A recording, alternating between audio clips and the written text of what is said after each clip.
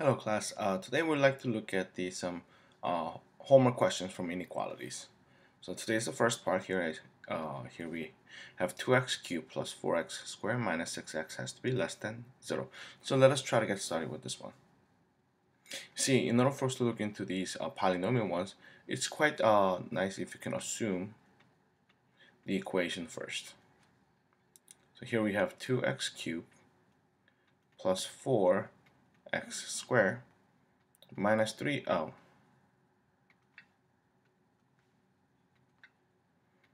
6x equal to 0. Let us try to assume this one first, because the equation will give us the boundaries. Then here we have 2x factored out, x squared plus 2x minus 3 is equal to 0. So here we go. Here we have 2x and x plus 3 and x minus 1 will equal to 0. So this can factor into this way. Then here we have x can be equal to 0 from here, or negative 3 from the middle factor, or from the last factor we get 1. Then what we end up getting here is that we'll have number line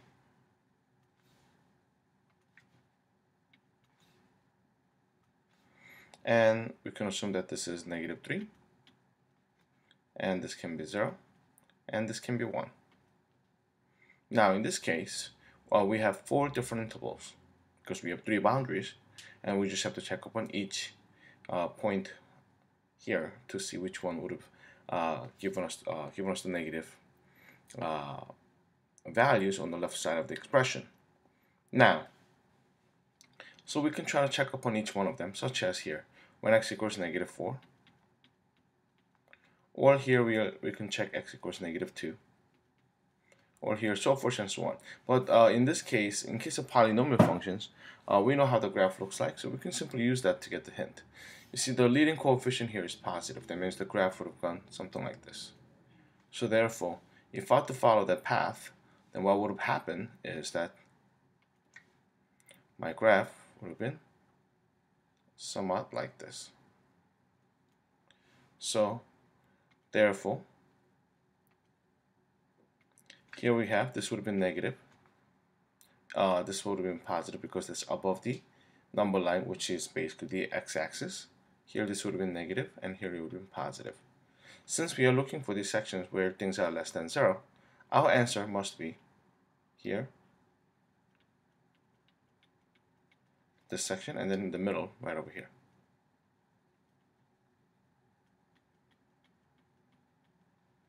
Alright, so that would have been our answer. Let's look at the second case. Number 2. Here we first have to notice that x has to be, x minus 3 has to be greater than or equal to 0. In other words, this implies x has to be greater than or equal to 3. Now we realize that means x cannot be less than 3. Knowing that, what we can do is this. We can, why don't we assume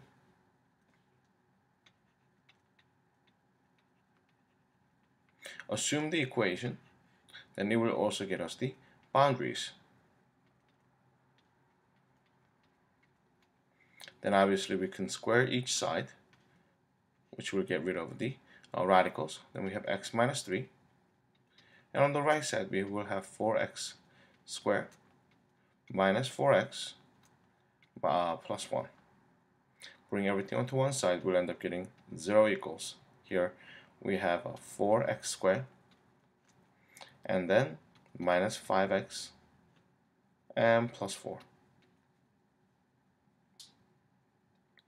Now, then what we end up getting is, since this is not factorable, what we can do is we can try to use the quadratic formula. Then x will be equal to 5 plus or minus square root of the middle term, which is 25, minus 4 times a, which is this one, and c will be also this one, and then all over 8. But you will realize that this value here is imaginary. In other words, we have 5 plus or minus square root of 25 minus 64. So we end up getting negative 39 over 8. That means they will never be equal to each other. So that means we cannot get the boundaries from having the inequality as an equation. What does that mean? That means when we have a number line, only possible value would have been 3 and up. But let us try to see any one of these values into the inequality and see if it satisfies it or not. If it does, then all the values would have satisfied the given inequality. If any one of them doesn't work, then none of them would have made this inequality possible. So I'm just going to plug in 0. How about that? Well, actually, it has to be greater than 3. So why don't I just plug in 5? If I have to plug in 5, then here we end up getting square root of 2. Is that less than 2 times 5 minus 1, which is 9? Is square root of 2 less than 9? Yes, it is. Since it is true, we realize everything here in this case would have been our answer. How about at 3? If you do plug in 3, you will realize that left side becomes 0 and the right side becomes positive, and 3 works, therefore. So we're going to have closed the circle. That becomes our final answer. Alright, let's look at number 3. Same idea here. So we're going to have x has to be greater than or equal to -1. That is our domain of this inequality. And we're going to assume the equation 4 minus x equals the square root of x plus 1. So once you square them, we get 16 minus 8x plus x squared equals x minus 1, x plus 1. So bring everything onto the left side, we'll still have x squared, and we're going to have 9x and plus 15 equals to 0. Then our next step would have been, let us try to put this one into the quadratic formula. So we have x equals 9 plus or minus square root of 81, because -9 squared, and minus 4 times a times c all over 2. This becomes 9 plus or minus square root of 81 minus 60, which would be 21 all over 2. Now, what does these values give us? Because remember, we realized that x value has to be greater than -1. But none of these two would have been, in fact, less than -1. So basically what we can do is this. We get to realize that, notice, x has to be greater than -1. But these two values, positive value would have been here, 9 plus square root of 21 over 2. If you have calculator, you can approximate this one. And then second one would have been, let us say around here, 9 minus square root of 21 over 2.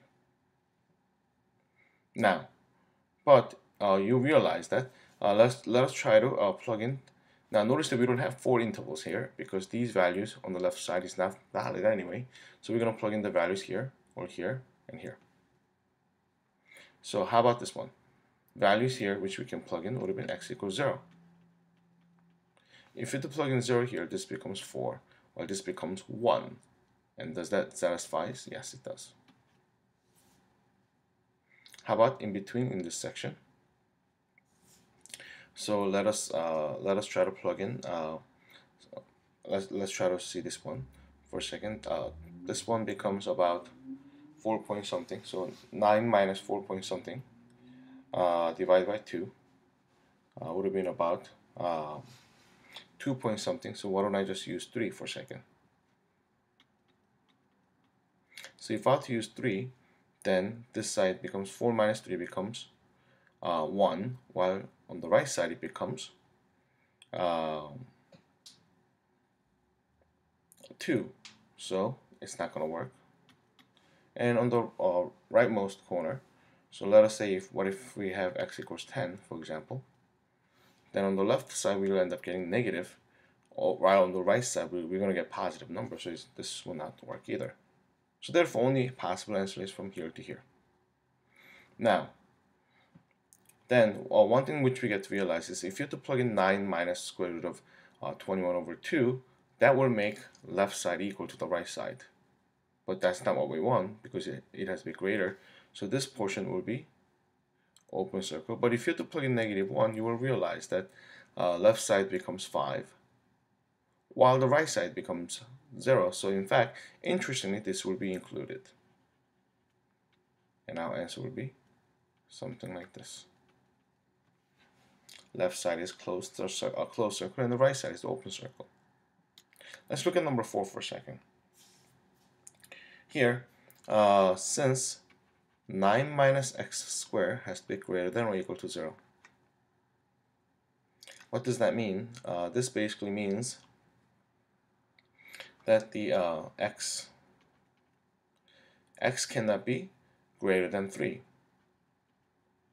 or greater than or so therefore x has to be less than or equal to 3, but at the same time greater than or equal to -3. You can simply do this one as if this is a quadratic inequality. So then you will realize that our domain is limited in this section. So we're going to assume the equation, once again, square root of 9 minus x squared equals x minus 1. So once you square both sides, then we get 9 minus x squared is equal to x squared minus 2x plus 1. So bring everything onto one side, we get 0 equals 2x squared and then minus 2x, and then the last one becomes minus 8. Then dividing everything by 2, we get 0 equals x squared minus x minus 4. Let's see what we end up getting. The next here, x value would have been equal to 1 plus or minus square root of 1 minus 4 times 1 times -4 all over 2. Then here we get 1 plus or minus square root of 17 over 2. Then since these values might be around 3 or -3, so why don't we try to use the calculator to evaluate that, approximating into a decimal. So we have, let's evaluate 1 plus square root of 17 over 2. What would that be?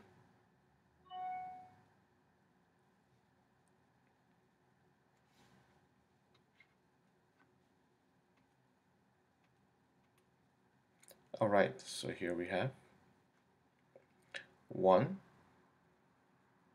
parentheses 1 plus square root of 17 close parentheses over 2. We get this was about 2.56. 2.56. It's approximately, and then if I have 1 minus square root of 17 over 2, let's look at it. So I'm going to just retrieve the previous entry.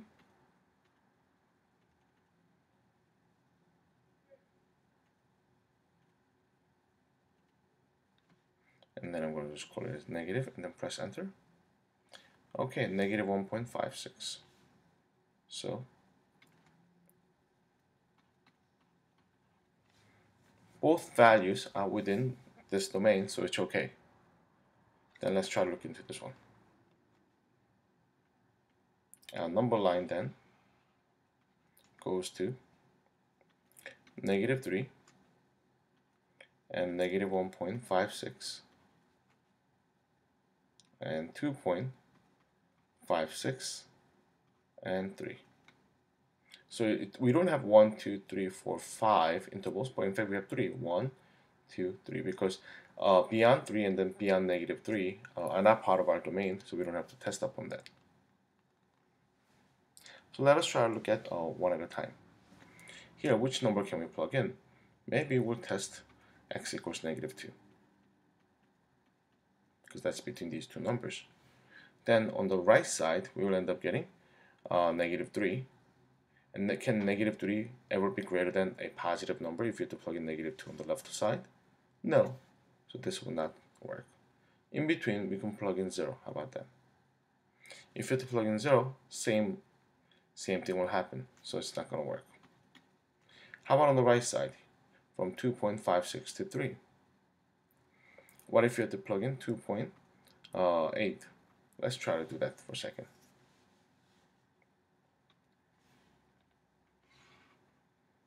So here we have square root of 9 minus 2.8 squared. What do we get? 1.77. Now on the other hand,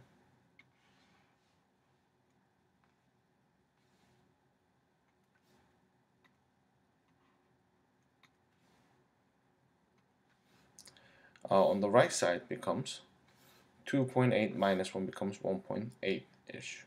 So therefore, right side is definitely greater than the left side. So therefore, this section works.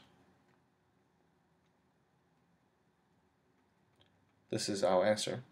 Now, but we get to realize that if you have to plug in 2.5-ish, 56-ish, that will get you these two values to be equal to each other.